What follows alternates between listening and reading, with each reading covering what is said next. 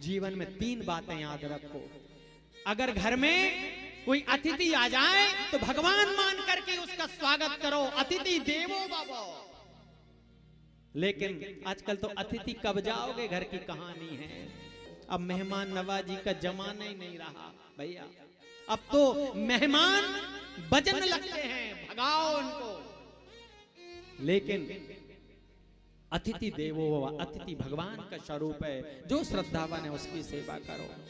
जीवन में कहीं कोई अत्याचार हो रहा हो, कोई पाप हो रहा हो, हम डट करके उसका सामना करें।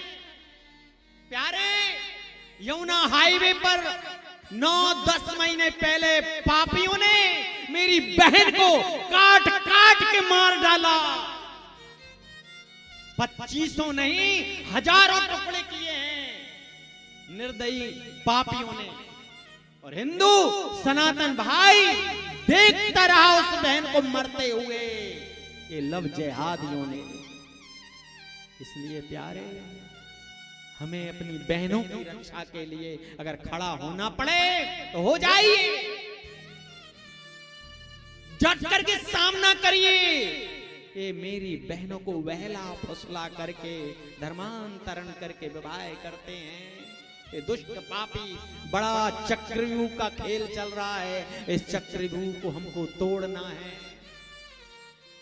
मेरी बहनों, मेरी बेटियों, माता और पिता से बड़ा जीवन में कोई सुख चिंतक नहीं हो सकता। तेरे लिए जो राम जैसा पति वो देख सकते हैं, अब तो समझ जा कि माँ बाप जिंदा भगवान हैं। तेरे लिए जो फैसला करेंगे, तेरी दुनिया वृंदावन के जैसी होगी, तेरी दुनिया वो अयोध्या जैसी बनाएंगे। और तू अगर फैसला करेगी तो निश्चित वो लंका ही होगी। लंका में क्यों रहना चाहती है मेरी बहना? अयोध्या में रहे, माँ बाप की इज्जत कर, माँ बाप का सपना पूरा कर। दुनिया में किसी भी क्षेत्र में पढ़, किसी भी क्षेत्र में रहे, लेकिन माँ बाप जो वर पसंद कर दें उससे विवाह कर मेरी बहन, तो जीवन में सदा आनंद ही होगा। अगर कहीं पाप होते हुए देखें तो उसका सामना करें, और सामना ना कर पाए तो भाग जाएं।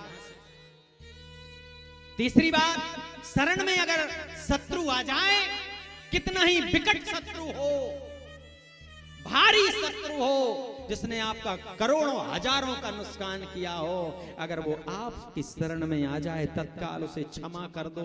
क्षमा से बड़ा दान नहीं है। महाराज भीष्म कह रहे हैं, जिस व्यक्ति के जीवन में ये 3 बातें हैं, पहला अतिथि देवो भव, अतिथि का सत्कार, बुराई का सामना करने की क्षमता, और शरण में कोई आ जाए तो उसे माफ कर देना, क्षमा कर देना हृदय से। चाहे गृहस्थ आश्रम का राजा हो, चाहे प्रदेश का राजा हो, चाहे जिला का राजा हो, चाहे देश का राजा हो, उसकी सर्वत्र विजय है, सर्वत्र विजय है।